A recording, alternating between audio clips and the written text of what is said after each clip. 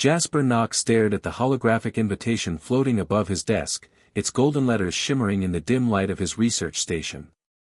A renowned human zoologist who had spent most of his career studying endangered species in remote jungles and forgotten planets, he had never expected to receive such an honor. The invitation was from King Arion himself, ruler of the Galactic Federation and collector of the universe's rarest creatures.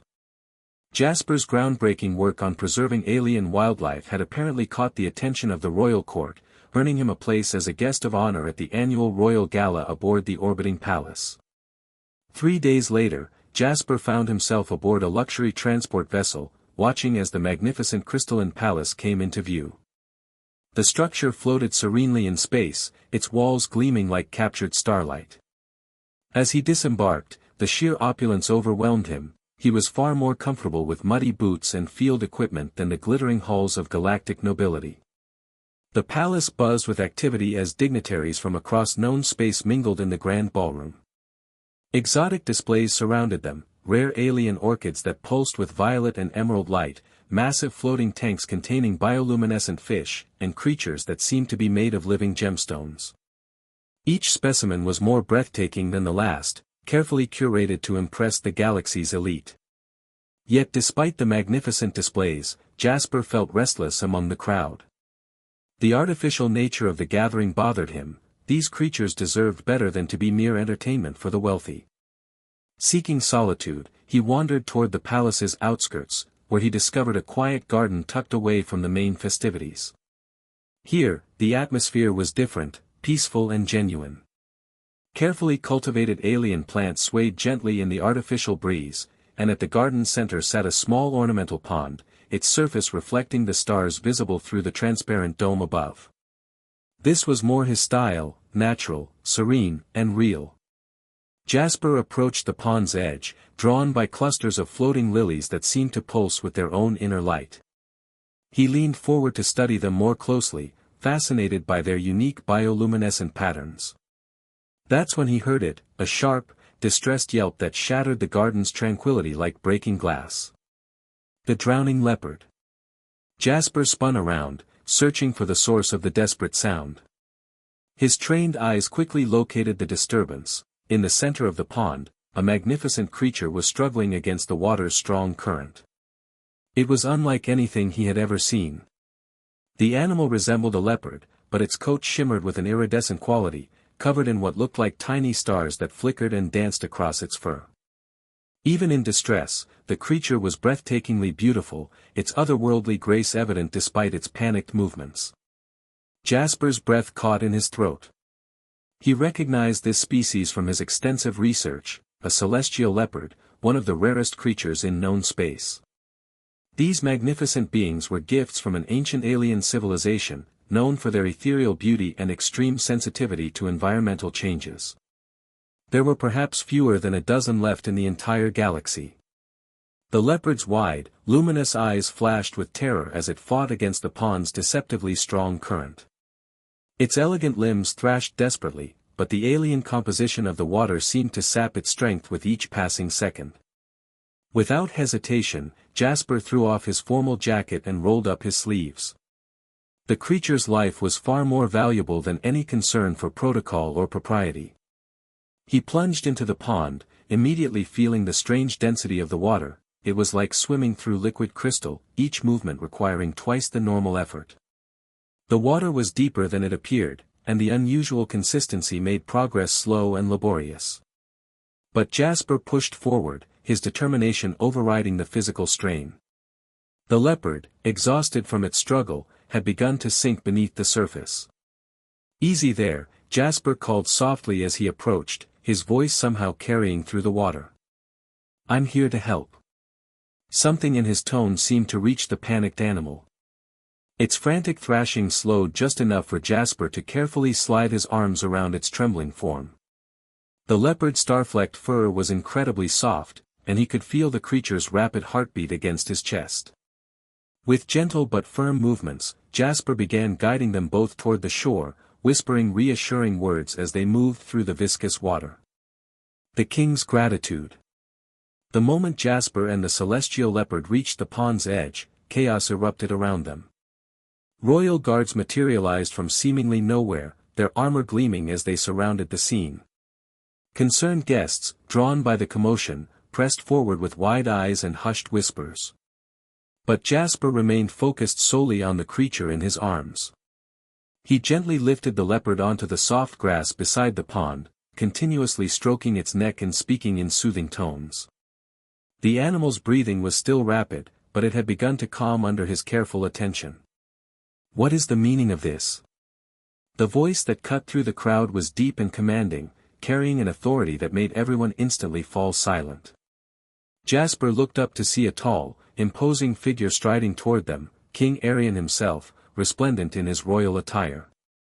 His expression was unreadable, and most people would have been terrified to face the galactic ruler under such circumstances. But Jasper felt no fear. His concern remained entirely with the leopard, which was still trembling slightly against his soaked clothing. He continued his gentle ministrations, unaware of the crowd he had drawn or the magnitude of the situation he had stumbled into. King Arion's stern expression softened dramatically as his eyes fell upon his beloved pet. The leopard, though drenched and exhausted, was very much alive, nestled safely in the arms of this strange human who had risked everything to save her. "You saved her," the king said, his voice filled with wonder and disbelief. "You risked yourself to save my celestial leopard." Jasper, still catching his breath from the rescue, managed a modest nod.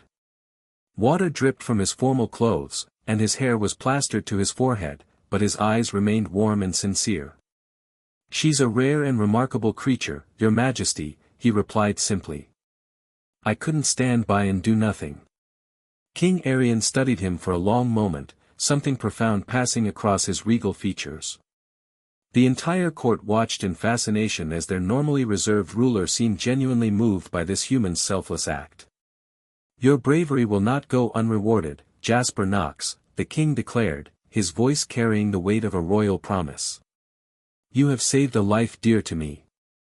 Ask anything of me, and it shall be yours." As Jasper looked down at the grateful leopard resting peacefully in his arms, he felt the weight of the king's offer settling over him like a mantle. He had never imagined he would be granted a favor from one of the galaxy's most powerful rulers, and as he stood there, soaking wet, holding a creature few beings were ever privileged to see up close, he realized his life was about to change in ways he had yet to understand. An unexpected request. Hours later, Jasper found himself in a private chamber within the palace, having been given time to dry off and change into fresh robes provided by the royal staff. The events of the day still felt surreal. He had come expecting nothing more than to observe rare flora and fauna, perhaps engage in some scholarly discussion, but now he faced a life-altering opportunity. King Arion's offer echoed in his mind as he contemplated his options. He could ask for immense wealth, rare alien artifacts that would make any scientist envious, or even a noble title that would elevate his status throughout the galaxy. Yet none of these possibilities appealed to him. His life's work had never been about personal gain. A soft chime announced the arrival of the royal advisor, an elderly alien with kind silver eyes and an aura of quiet wisdom. "His Majesty is ready to see you," the advisor said gently, leading Jasper through a series of increasingly opulent halls until they reached the king's private audience chamber. The room was smaller than the grand ballroom but far more intimate, with walls adorned with tapestries depicting the history of the Galactic Federation.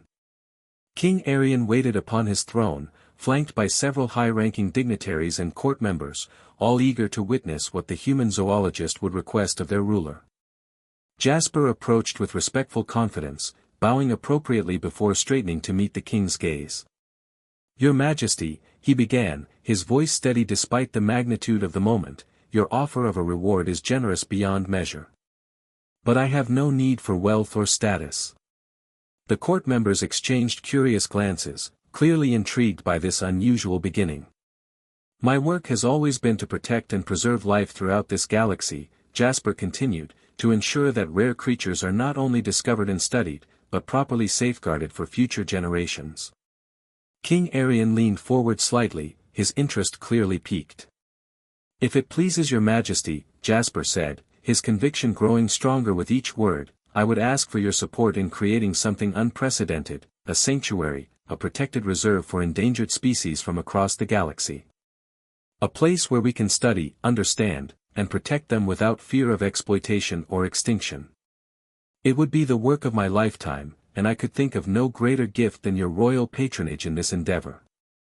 The chamber fell completely silent. Court members stared in astonishment, clearly taken aback by the modesty and scope of his request. Many had expected him to ask for personal riches or power, but instead, he sought something that would benefit countless species across the stars. King Arian himself seemed deeply moved, his expression softening as he considered the implications of Jasper's words. A sanctuary, the king mused, nodding slowly. You wish for the lives of all creatures, regardless of their rarity or perceived value, to be safeguarded. Yes, your majesty, Jasper replied earnestly. I believe it is our responsibility to protect these beings. They are part of the galaxy's heritage, just as much as any civilization or culture. The Celestial Haven. King Arian rose from his throne, his movements deliberate and thoughtful. The entire court held its breath as their ruler considered this unprecedented request. For several long moments, the only sound in the chamber was the gentle hum of the palace's life support systems. Your request speaks of a heart devoted not to self-gain, but to the greater good of all life, the king finally said, his voice resonating with genuine admiration. Such a request is indeed worthy of a royal response. He extended his hand toward Jasper, signaling for him to step forward. Very well, Jasper Knox. From this day forward, I will not merely support your sanctuary, I will make it a royal project of the kingdom itself. We shall call it the Celestial Haven, and it will stand as a testament to the preservation of life throughout our galaxy. The court erupted in murmurs of approval, their initial surprise transforming into genuine admiration for both the humans' noble request and their king's generous response. Jasper felt a swell of emotion in his chest, humbled by the magnitude of what had just transpired. King Arian clasped Jasper's shoulder warmly. You are a rare breed yourself, Jasper Knox. The galaxy could use more souls like yours. I will provide you with the resources, the protection, and the authority you need to make this vision a reality. Within days of the king's decree, news of the Celestial Haven spread like wildfire across the known systems. Scientists, conservationists, and even former smugglers came forward, inspired by the idea of a place where rare species could thrive without fear. Planets offered to contribute unique specimens, while researchers volunteered their expertise. Jasper found himself at the center of the galaxy's greatest conservation effort, working alongside teams of brilliant minds to establish protocols, design habitats, and create a truly universal sanctuary. The king provided a beautiful moon in a protected system, complete with varying climates and carefully controlled environments suitable for countless species. Months later, as Jasper walked through the first completed section of the Celestial Haven, he paused beside a crystal-clear lake where the very same celestial leopard he had rescued now played with her cubs. The magnificent creature looked up at him with recognition and gratitude, her star-flecked coat shimmering in the artificial sunlight. The haven had become more than just a sanctuary, it had become a symbol of hope, proving that sometimes the most extraordinary changes begin with the simplest act of compassion. Species that had been on the brink of extinction were now thriving, and new discoveries were being made daily as researchers worked in harmony with nature rather than exploiting it. As he watched the Celestial Leopard and her family, Jasper realized that saving her life had ultimately saved countless others.